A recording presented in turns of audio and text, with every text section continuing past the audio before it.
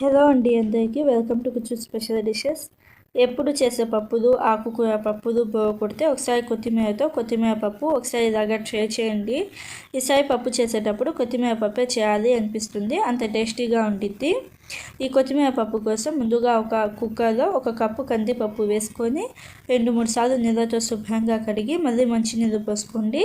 ఏ కప్పుతో అయితే కందిపప్పు వేసారో అదే కప్పుతో 3 కప్పుల దాకా కందిపప్పు వేసుకొని పసుపు ఒక ½ టీ స్పూన్ వేసుకొని ఒకసారి బాగా కలుపుకొని ఒక 30 నిమిషాల పాటు పప్పును నానబెట్టుకోండి. 30 నిమిషాల తర్వాత 2 చిన్న సైజు టమోటాలను సన్నగా కట్ చేసుకొని వేసుకోండి. అలాగే పచ్చిమిర్చి మీ కారానికి తగినంత పచ్చిమిర్చి వేసుకోండి. మనం ఈ పప్పుకి కారం మిర్చిలు వేము, అందుకని పచ్చిమిర్చి కొంచెం ఎక్కువగా వేసుకోండి. అలాగే 2 రెమ్మల కరివేపాకు వేసుకొని ఒక మీడియం సైజు ఉల్లిపాయని పొడుగ్గా కట్ చేసుకొని వేసుకోండి. అలాగే ఒక చిన్న నిమ్మకాయ సైజు అంత చింతపండుని నీళ్ళలో నానబెట్టుకొని ఆ నీళ్ళతో సహా వేసుకోండి. చింతపండు స్కిప్ చేయాలి అంటే ఏం చేయాలో నేను వీడియో ఎండ్లో చెప్తాను. అలాగే ఒక 2 టీ స్పూన్ల నూనె వేసుకొని ఒకసారి బాగా కలుపుకొని మీడియం ఫ్లేమ్లో 4-5 విజిల్స్ వచ్చేదాకా ఉడికించుకోవాలి.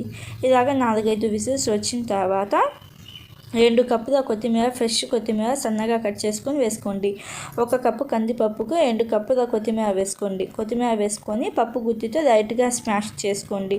మరీ ఎక్కువగా కాకుండా కొంచెం లైట్గా స్మాష్ చేసుకొని సాల్ట్ కారం సరిపోయినదో చూసుకోండి.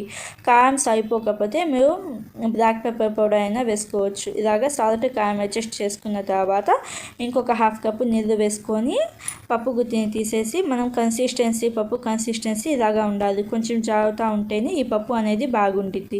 ఇలాగ సాల్ట్ కారం అడ్జస్ట్ చేసుకున్న తర్వాత ఈ కుక్కర్ని గ్యాస్ మీద పెట్టేసి ఒక 2-3 నిమిషాల పాటు లో ఫ్లేమ్లో ఉడికించుకోవాలి.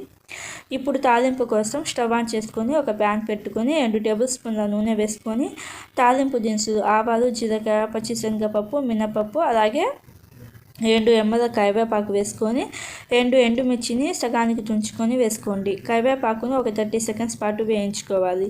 ఇలాగా తాలింపు దినుసులు కరివేపాకును 30 సెకండ్స్ పాటు వేయించుకున్న తర్వాత ఒక చిన్న సైజు ఉల్లిపాయను పొడుగ్గా కట్ చేసుకొని వేసుకోండి.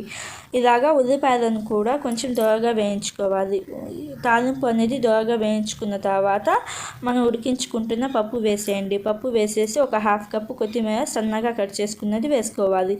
1 కప్పు కందిపప్పుకు 3 కప్పుల దాకా మనం కొత్తిమీర వేసాము. ఇలాగ కొత్తిమీర వేసి ఒకసారి బాగా కలుపుకొని లో ఫ్లేమ్లో 1 నిమిషం పాటు ఉడికించుకోవాలి. మీరు చింతపండు స్కిప్ చేయాలి అనుకుంటే మంట ఆఫ్ చేసిన వెంటనే ఒక సగం నిమ్మ చెక్కను కట్ చేసుకొని నిమ్మరసం పిండుకుంటే సరిపోతుంది. ఇలాగ ఒకసారి బాగా కలుపుకొని మంట ఆఫ్ చేసేసి సర్వ్ చేసుకోవాలి.